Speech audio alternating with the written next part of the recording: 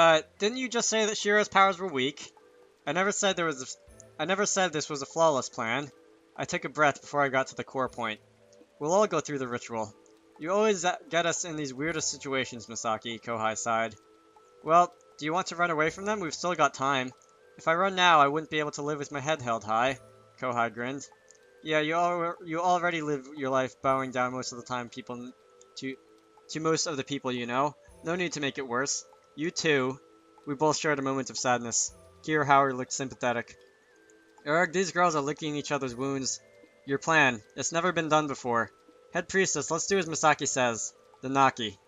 He's the only person here that has an understanding of the situation in the first place. We can trust him. This is a serious matter. We must be responsible. If anything goes wrong, I'll beat the crap out of him if it doesn't work. Nanaki replied with a smile. Let's go. I'm not finished yet. I caught hold of Naomi's hand before she could leave.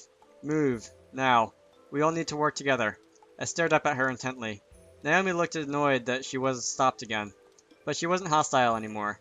Loyalty. She went down on her knees before me. No, you don't have to pledge your loyalty for me. I am at your disposal. You don't have to be. Someone tapped my shoulder. You can let go of her hand now. Yuki-sama, your eyes are scaring me. I let go of Naomi's hand, immediately fearing for my life. Jealousy. Correct. Naomi looked back a little stunned at Yuki's quick admission. Alright, Ruki agreed, pressing her temples. She had difficulty accepting the plan mentally. What are you? I don't understand your question. You look human, but you have the power to move gods and people. What are you? I'm usually treated like a dog. Once in a while, it's nice to have people listen to me instead. Don't cry. Misaki-senpai, if you were a dog, you'd be pampered one.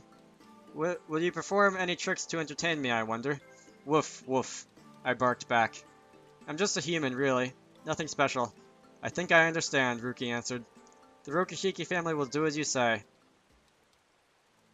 This chapter is still going on? I just looked up at my recording time and I've been doing this chapter for like a half hour. I'm gonna have to break it in the middle or something like that. Anyway, everybody sat in a circle to listen to the details. I had to come up with a plan that each and every one of them could follow, taking their abilities into consideration. We're split into two parties. Why? Naomi asked. I'll explain the details later, but basically we need a defense and an offense party. Cowardly. Defending isn't cowardly. We need to protect our key source. Let me explain. Continue. Like he can actually understand Naomi-chan pretty well now. Nono said with a pout. The offense party has two objectives. 1. Defeating Megari. 2. Stopping the Kagami crystals from functioning. Everybody nodded. The defensive party stays near the shrine, to protect Shiro-sama, and so she can continue channeling her power to us. The opposite of what we're trying to do to Megari. Right. If Shiro goes down, there's no hope for us to do anything. I see what you're trying to do, but is it really necessary to divide our party in two? Tomomi asked. I have thought about that as well, but it should be better this way. What do you mean? Naomi-san. Naomi, what do you do if we all surround Megari to beat her up? Unforgivable. Yeah, it's tough. But we have no choice. You shut up. Yes, ma'am. Not only that, we don't know how Megari will react if we don't play by the rules. Rules? Megari and the Rokushiki god are having their fighting festival after all, I said. Megari is still away in the cave. With her powers now, she could simply walk in here and finish us off this very moment. But she's not doing that. Do you see why? Because this is their way of having fun, Al responded. I nodded and asked her another question. What happens if those that broke the rules of the fighting ritual? What happened to those that broke the rules of the fighting ritual? They all got punished, Tomomi answered. I nodded. I continued with my explanation. To the Rokushiki god, this is his new fighting festival. He's playing by his new rules now. It's inevitable he will stand participants here to fight us. If we go out and fight him instead, he will have others ready for us. You want to play by his rules? The Rokushiki god is looking for entertainment. We can't work against that, or we will have no idea what the repercussions will have. The Rokushiki god wants his festival, and his life or death isn't important to him, or at least that's what it sounds like. The Rokushiki priestesses have heard him talk himself. Am I right on this count? Correct. Death is not of importance to us. It is part of our cycle. I waited for Shiro to nod as a signal I could proceed with my explanation. Winning or losing isn't important. for him. The winning or losing isn't important for him. It's the way it is important to us. Oh, the way it's important to us. But he will be sensitive to the rules. So outwardly we will play by them, and trick him without angering him as much as possible. I may be thinking too much, but if the worst comes to the worst, we will have to break those rules. As in, surrounding Megari and defeating her by numbers. The Rokishiki festival was traditionally done by fighting one-on-one. Nanaki and the others looked reluctantly at the idea. Who will give it, and who will take it? Naomi asked. Don't you mean who is the offense and who is the defense? Details. Naomi didn't have a clue how indecent her suggestion sounded, thankfully. Oh, come on! Oops. Are we really doing it? That's what she said in this... I think that's what he was going for. Anyway, the defending party will be Shiro, Nanaki Rokishiki, Ruki, Nino, that one, Mai and Manaka Shido, Nuki Konno, and Ao. The offense party will be basically everybody else. Takaki Konno, Tomomi Fukuyama, Kiyoharu Hasegawa, Kohai, Mizo should be capitalized, Toyama, Sanae Marino, Miura Yusuji, Sakura Tagami, Mashiro Towada, and Mom, you stay here and patrol the insides of the shrine. Okay, leave that to me. Mommy-chan answered as she brandished the emergency box she was holding. We would keep medical supplies in here just in case. Wait a minute, does this ritual work on guys? Kohai asked. It might be possible, but the effects may not be as strong. I also think many of us may not be of help since we aren't trained. Yeah, that's why... I turned to the door. No! Problem! It flew open in perfect timing. Sorry to keep you waiting, but never fear, Mayo is here! Her hair was completely matted from the rain and her umbrella was askew with only the frame left. She looked like a newscaster that had survived reporting a typhoon. Who? We weren't expecting you. Can't you close the door? The floor is getting wet. I stayed out there in the thundering rain to make this perfect entrance, and this is what I get? Oh, Mayuri-san, you try so hard.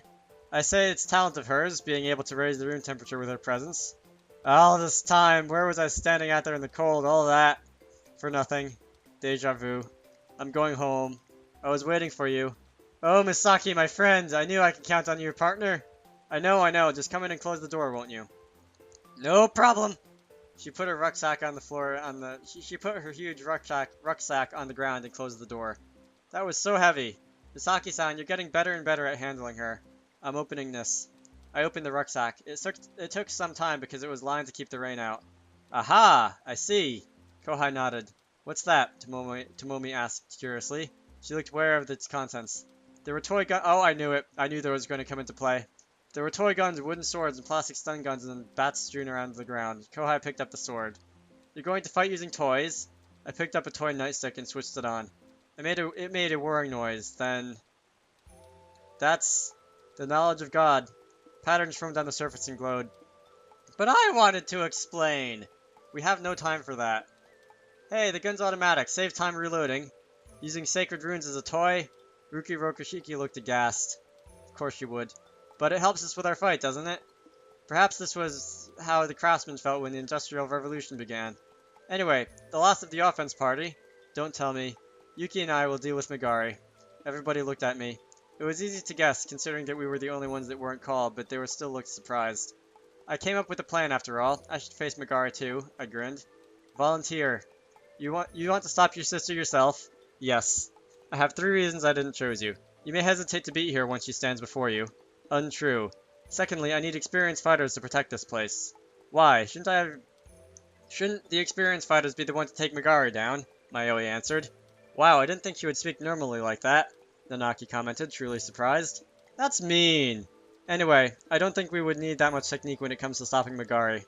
You're not going to fight her head on, are you? Mashiro laughed. Ideally, we would be able to stop the... Anyway, ideally, we would be able to stop the Kagami crystals before we do any fighting at all. Tomomi will navigate us, and we will hide as we make our way. We're counting on your experience, Mashiro-san, and Tomomi and Yuki. And what? Should any fighting occur? Oh. Oh, right, because they're the ones that, like, do the dojo training and stuff. Thirdly, from what I've heard, having your partner nearby always helps empower you further. That's why you're going with Yuki? Yes. We have no time. If anybody has questions, please ask us now. Why won't you split the ritual of embodiment in two? The defense party will stay close to the shrine so we can perform the ritual the Rokushiki way. It should strengthen us more. And the offense party will use Shiro's ritual. How about it? Fine with me, I asked and stood. Let's hurry to our preparations. Everybody looked motivated. War, Naomi whispered. And this chapter is still not over, God. Hey! Yeah? We should be whispering, but we were shouting out loud. Ah! Again. Almost falling off this exercise ball. Alright. We had to, or else we couldn't hear each other through the rain and wind. Isn't it a bit too much? We deserve better. Apparently, the girls had to wear proper attire for the festival. The locals owned their traditional dress, but Yuki, Ao, Nuki, and Mashiro had to borrow the clothes from the shrine. The clothes themselves held no special powers, but they were designed so the fighters' movements would not be constricted. Because of that, they had decided the core fighters should dress up in them. So here we were, all the men outside shivering in the rain while the girls dressed inside. You learn to accept things like this once you get used to women. We're still too young to accept this treatment. Give it a few years. We need masculinity back, Kohai and I shouted in unity. Just a peek, a peek, a peek, just a peek, Kiyohara chanted as he slipped his fingers through the door handle. Then he opened it just a little. Obvious. Naomi shot out 2 fingers, stabbing him in the eyeballs. He screamed and began rolling around in the mud. I told you, just give it up already, Takaki said with a Buddha smile. We all sighed. The storm was getting worse. Don't wet the floor. Towels were thrown at us. We had immediately wiped ourselves dry. Even the towels felt warm after standing in the rain. I raised my head. That's... Yuki, Naomi, and Nono were standing before me in traditional Rokushiki fighting attire. There were several areas cut out for easier movement, and honestly, it looked indecent in some areas. It could be worse, I guess. Suggestive much? Not at all, it's tradition. They had one for men too, and Nanaki passed it to me. You want me to wear this? No, I don't care what you wear, but your partner does. Yuki, oh, that was Yuki? I didn't even recognize her out of the kimono thing. Yuki looked at me proudly and gestured to her dress. Maybe she wanted to say we should dress identically like a couple. I thought that might be disrespectful considering what the garments represented. But then her insistent eyes began to turn murderous, so I accepted the clothes before I was harmed. I'd like to change now. So, change, Nanaki said, ignoring my implication that I wanted some privacy. Hey, you guys get embarrassed too, you know, I muttered as I went into the corner of the room to strip. And this still goes on. By the time I was done, Shiro had already begun the rituals. Abracadabra! Cool! Patterns formed on Kohai's skin. Sune and Mizuho had already had their rituals performed. She does it so easily to everybody. It's sacred. It's not a vaccine. Ruki Rokushiki was still agonizing over Shiro's casual way. Where's Yuki? I have something to ask you, Ruki asked me squarely. If you're going to be Yuki's partner, are you aware of the rules? What are they? Both of you will share your powers. If one of you falls, so will the other. Being a partner has its strengths, but also its weaknesses. You may be her vulnerability. Also, you have also performed the ritual with Shiro-sama as her partner. That has never been done before. I do not know. I understand, Yuki said as she walked towards Ruki. It won't matter. I'll protect him with my life no matter what. Whoa! I'm starting to feel shy. Love, the others commented. Ruki sighed. Please, the silence is counting on you, she said, before she smiled faintly and bowed her head. Patterns formed on both our skin. As for me, I had 2 rituals done, so I had 2 colors. Yuki seemed to be in pain, and she clutched her stomach. Noticing I was concerned, she looked at me to reassure me she was alright. Let's go. We were finally ready. This is finally the end of the chapter. God, I'm gonna have to split this video into like 3, because it's been so long. It's been like 45 minutes. Anyway, my name is Dragonite, and I will see you all later.